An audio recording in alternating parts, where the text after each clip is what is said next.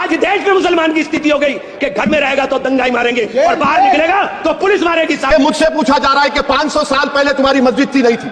ख्वाजा अजमेरी की दरगाह कह रहे नहीं है। हमारे बुजुर्गों को दाढ़ी से नोचा जा रहा है। आज एक इमाम को सिर्फ इसलिए गिरफ्तार कर लिया गया संभल के अंदर कि सिर्फ उन्होंने अजान लाउड स्पीकर से दे दी। संभल में जो हुआ वो सबके सामने। आखिर ये पार्लियामेंट में चल क्या रहा है समझ में नहीं आ रहा। रोजाना शोर शराबा इतना बढ़ गया है कि समझ में नहीं आता कि ये पार्लियामेंट में कुछ निर्णय लिया जा रहा है या फिर सिर्फ शोर शराबा दिखाकर ही लोगों को ये दिखाया जा रहा है कि हम तुम्हारे हितैषी हैं।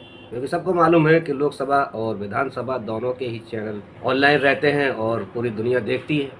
तो शायद ऐसा तो नहीं कि अपने समर्थकों को दिखाने के लिए लोग ऐसा कर रहे हैं। इसमें क्या निर्णय ले रहे हैं सभापति महोदय, अध्यक्ष महोदय, ये बात जानने की है कि इनके चीखने चिल्लाने से सिर्फ काम खत्म हो जाता है। इसमें कोई अमल हुआ, निर्णय लिया गया या नहीं, मेन बात ये है। देखें पूरा वीडियो किस तरह से शोर शराबा की भेंट चढ़ा है ये सदन। 25 में प्रोफेस कहा गया, आर्टिकल 25 टॉक्स प्रोफेस। सर आज मेरी बेटियों को गवर्नमेंट के एजुकेशन इदारों में हिजाब पहनने से रोका जा रहा है, तो ये आर्टिकल 25 का प्रोफेस कहां तक कामयाब हुआ, ये अक्लमंद लोगों पर छोड़ता हूं। प्रैक्टिस सर आर्टिकल 25 में अमल करना। कई रियासतों ने ऐसा कानून बना दिया कि आप ये नहीं खा सकते, आप वो नहीं खा सकते, कैटल स्लॉटर एक्ट का एक्ट बना दिया। आप बताइए कि हरियाणा राजस्थान में पुलिस के इख्तियारात गौरक्षक को दे दिए और उन इख्तियारात का बेजा इस्तेमाल मॉब लिंचिंग में हुआ।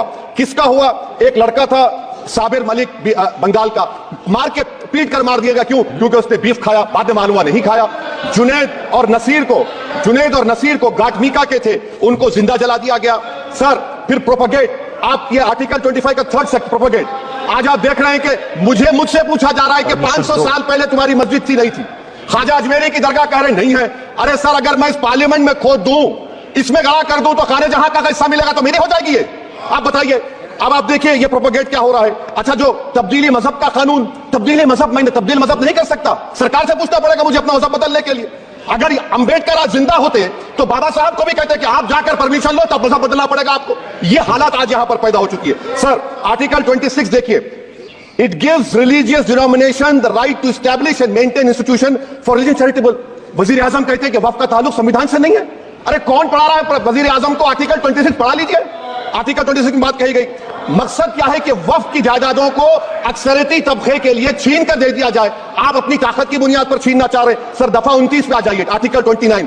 लैंग्वेज का, जबान का तहफ़्फ़ुज़ है, उर्दू को खत्म कर दिया गया। वो उर्दू जिसकी हमारे मुजाहिदीन आजादी नारा दिया था, इनकलाब जिंदाबाद का, उस जबान को आप खत्म कर रहे हैं। कल्चर, आप कल्चर की बात इनसे पूछ लीजिए, वो बोलेंगे नहीं हमारा जो कल्चरल नेशनलिज्म है वो कल्चरल नेशनलिज्म नहीं है बीजेपी का।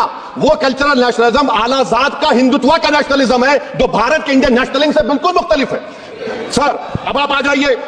सर आर्टिकल 30 पे आ जाइए। सर आर्टिकल 30 पे आ जाइए। सर आर्टिकल 30 में माइनॉरिटीज को राइट दिया गया। This house has passed a law in 1981 to give minority AMU. This government went to the Supreme Court and said no, we'll oppose minority status. This house voice was suppressed in the Supreme Court, sir. That is why I say that the executive has argued contrary to गया। मैं पूछना चाहता हूं माननीय सभापति जी, मैं सांसद हूं, मैं अपने मुकदमे का, मैंने कहा था मुझे डर नहीं है, मेरे खिलाफ मुकदमा लिखा गया, मैं वहां मौजूद नहीं था। और ये मुकदमा जो हमारे चाहे विपक्ष के सांसद हो या सत्ता पक्ष के सांसद हो, आप याद रखिए जनता की आवाज हो, जनता के बीच में जाकर के आपके जवाबदेही बनती है। और मैंने अपनी जनता की आवाज को उठाने का काम किया, तो क्या गलत किया था माननीय सभापति जी? लेकिन बुनियाद पे मुकदमा लीजिए गया। आज मैं आपको बताना, पॉइंट पे बोल रहा हूँ, संविधान पर ही बोल रहा हूँ माननीय सभापति जी। आज मैं चाहता हूं उन लोगों को इंसाफ मिलना चाहिए जो जिन्होंने ज्यादती की है, उनको सजा मिलनी चाहिए। और आज एक इमाम को सिर्फ इसलिए गिरफ्तार कर लिया गया संभल के अंदर कि सिर्फ उन्होंने अजान लाउड स्पीकर से दे दी थी। अफसोस है कि आज हमारे साथ ऐसी ज्यादती हो रही है। माननीय जज जी, हमारे संविधान किसानों को मजबूती की बात करता है जो इस देश की रीढ़ की हड्डी है। 130 किसान जो 10 दिन से ज्यादा समय से जेल में बंद है, आप किसानों को हक नहीं दे पा रहे, तो किसको हक देने का काम करोगे? मैं अफसोस करता हूँ आज